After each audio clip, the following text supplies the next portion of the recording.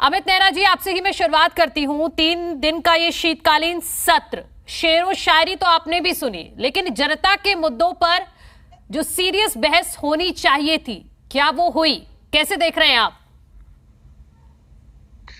देखिए मनु, पहली बात तो ये है कि आपने वाकई ये बात सही कही है कि ऐसा लग रहा था एक समय तो कि हम विधानसभा सत्र नहीं सुन रहे हैं, हम किसी मुशायरे को सुन रहे हैं।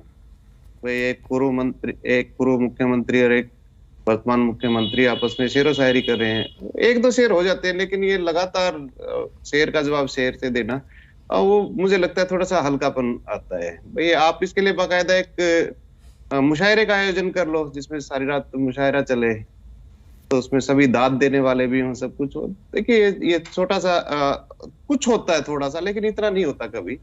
दूसरी बात ये है कि मनु, कि बीएजी जो होती है, बिजनेस एडवाइजरी कमेटी, तो उसने 3 दिन ही रखे। ये इसमें ये नहीं कह रहा कि मैं सत्ता पक्ष का दोष है, पक्ष भी उतना ही भागीदार है। भाई इसको बढ़ाया जाना चाहिए था टाइम का, थोड़ा सा 5-6 दिन होता, कुछ और ज्यादा समय मिलता राज्य के मुद्दों को।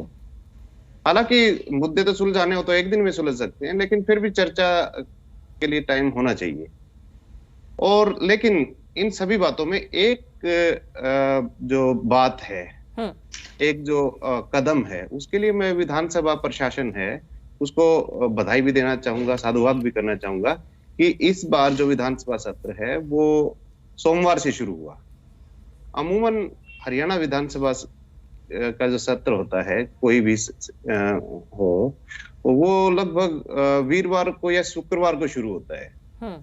तो उसमें दिक्कत क्या होती है कि अगर वीरवार को शुरू किया, बृहस्पतिवार को शुरू किया, तो उस दिन थोड़ा सा काम होता है, अगले दिन शुक्रवार को थोड़ा सा काम होगा, फिर शनिवार की छुट्टी आ जाती है और रविवार की छुट्टी आ जाती है, उसके बाद फिर सोमवार को लगता है। मान लिया 3 दिन का ही होता है ये सेशन, तो वो 3 दिन को 5 दिन बना देते हैं।